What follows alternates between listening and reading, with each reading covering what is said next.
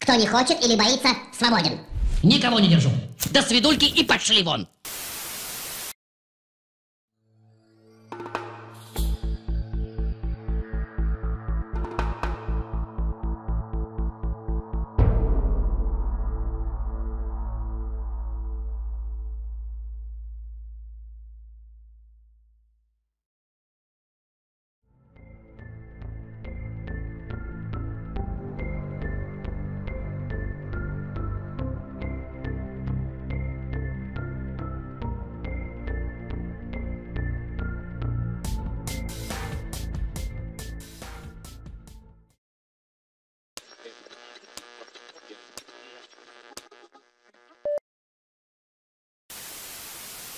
Both George W. Bush and Barack Obama have declared that Islam is a religion of peace. Anjem Chowdhury begs to differ. You can't say that Islam is a religion of peace, because Islam, it does not mean peace.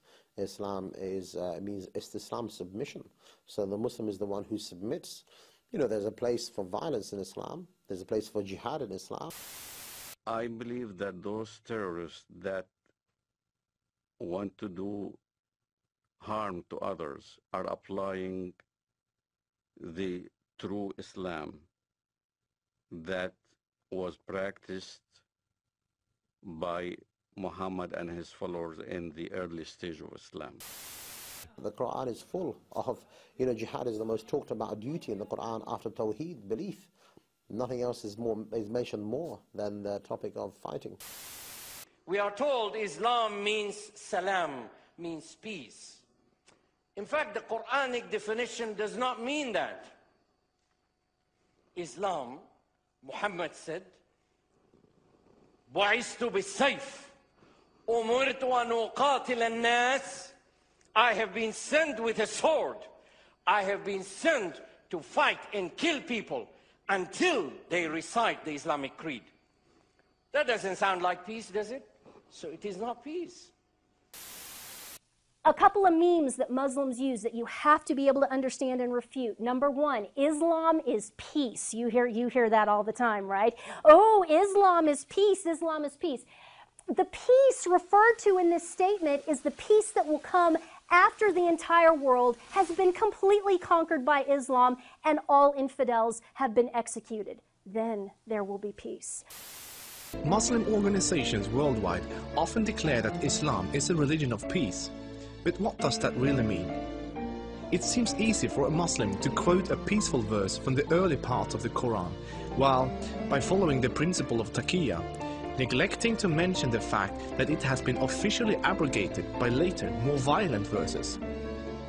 According to the Quran, the world will be at peace only when Islam and Sharia reign in every country, and never until then. The fact is that Islam is many things, many, many things. But to say it's a religion of peace is nonsense. It's to ignore reality. It's to ignore very difficult but necessary facts, not paradigms, but facts.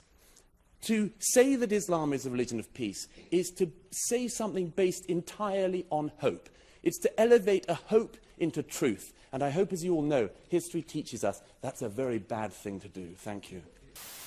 Wenn man sich einfach nur kritisch mit der Geschichte auseinandersetzt, mit Mohammeds Leben, mit der islamischen Lehre, mit der Geschichte, wenn man sich mit diesen Fakten auseinandersetzt, wirklich erwiesene Fakten, die sowohl von christlicher wissenschaftlicher Seite als auch von muslimischer wissenschaftlicher Seite dargestellt werden, wenn man sich mit diesen Fakten auseinandersetzt, dann ist es wirklich verblüffend, danach noch zu glauben, dass der Islam eine friedliche Religion ist.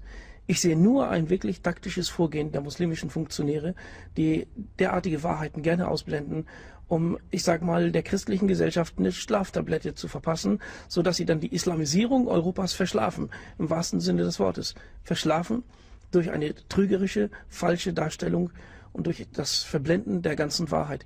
Das ist Teil der Strategie zur Islamisierung Europas. Islam is a religion and a political system that dictates that one must carry out warfare against unbelievers until they either convert or submit. And this is the justification that the terrorists around the world are using for what they're doing. and that justification is based on core elements of Islamic tradition. That being the case, it's very difficult for moderate Muslims, peaceful Muslims, to stand up within the Islamic community and to say this is not part of Islam. They only do so out of conscious deception, intending to mislead Westerners in accord with the Islamic doctrine of taqiyya or religious deception, or they do so on the basis of simply being unaware of what Islam actually teaches. But Islam not only has a pious dimension, but it also has a political dimension, a complex system of laws, a political philosophy on how society should be organized. And if you look at that political system, it's anything but peaceful. In Islam, the separation between temporal, secular, and religious power is not only impossible, it is heretical. Only in the complete blending of all aspects of human activity and all aspects of political and legal functions of the state can we have the caliphate, the properly organized state that is pleasing to Allah. Tutaj też opierając się na słowach jednego z misjonarzy, którego niedawno spotkałem, przepracował ponad 30 lat na Bliskim Wschodzie, on powiedział wprost, islam jest złożonym systemem polityczno-społeczno-ekonomiczno-religijnym, czyli te wszystkie elementy się zazębiają. Czyli można powiedzieć, że islam jest nie tylko religią, ale wręcz ideologią jakąś. Tak, złożonym systemem, dokładnie. Islam is not simply a religion, but it is a whole system. You may think it is only a religion, but it isn't. It has another component to it. It is also a state. What does it mean that Islam is a religion and a state? It means that it is a whole system. In other words, if you were to imagine your life, because what we are now talking about is life and religion. If you are talking about a life, this is a non-Muslim view of life. If that square was life, then this is life for us. And religion is a tiny, weeny part of it. According to Islam, that is not the case. According to Islam, this same box, becomes a whole religious system. And life, as you see it, is a tiny part of it.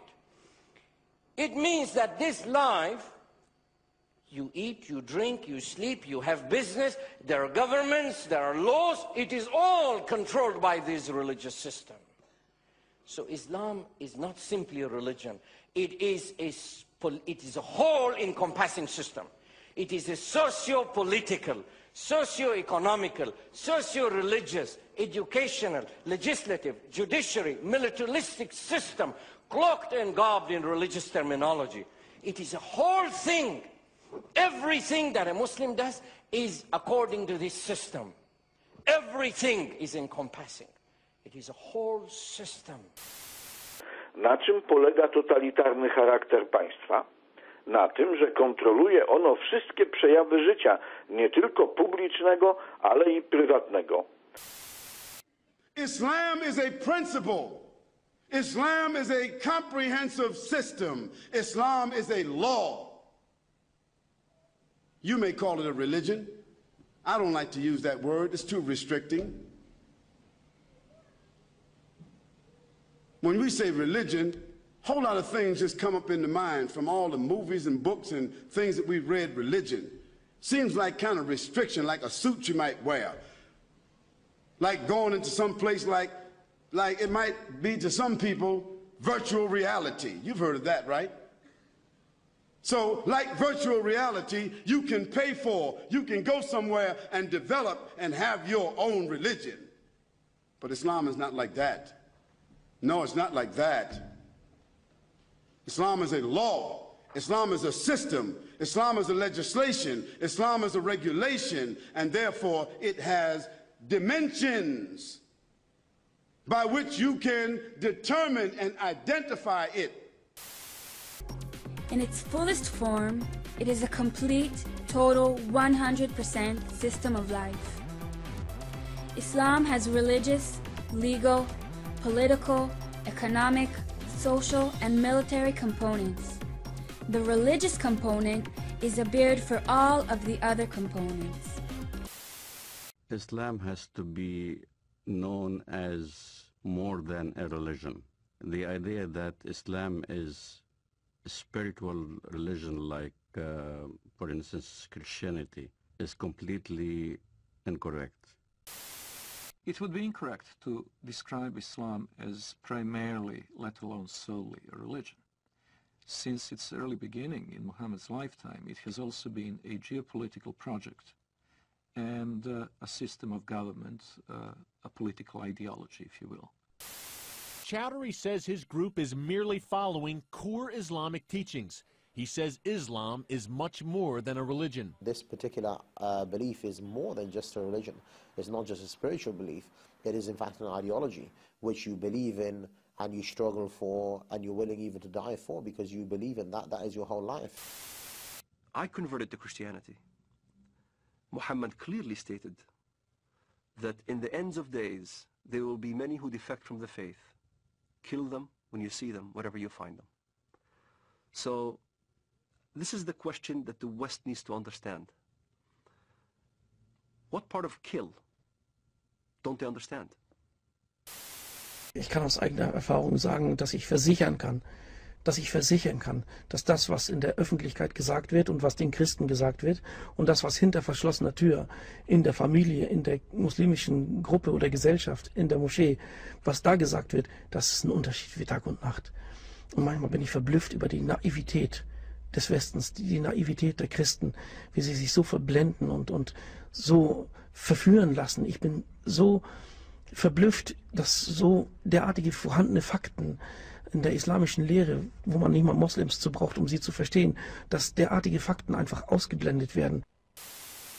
We just say that Islam is not like another leaf on the tree of religions. Islam cannot be compared with Judaism or Christianity. In fact, Islam is a totalitarian ideology with no room for anything but Islam, so it should be compared more with other ideologies like fascism or communism that are exactly the same. It was planned this way. It's a totalitarian political system masquerading as a religion. We have to call this, because if we don't call this out, they will defeat us with our own constitution. The reason Islam will not declare itself publicly at this time as a political organization or a political ethos is simple. The reason is because it can hide behind our religious-based hate crime and constitutional laws which permit freedom of worship, even though its core doctrine opposes such liberties that we take for granted. Ironically, these primary UK laws would ultimately oppose such a fascist and dangerous ideology like Islam if it was ever to be declared publicly that it is not a religion. We will never give in to terror or terrorism in any of its forms. I'm sick and tired of people saying war on terror. There's no such thing as war on terror. In World War II, how smart would it have been if the United States of America said that they were at war with the Blitzkrieg, or if they were at war with the kamikaze? A nation does not go to war against a tactic. We are fighting against a political, authoritarian, supremacist ideology. A nation goes to war against an ideology. And that's what we've been talking about here today. We've been talking about the fact that we are against something that is a totalitarian, theocratic, political ideology, and it is called Islam. This is not about Muslims. Because just the same as in Nazi Germany, not every German was a Nazi.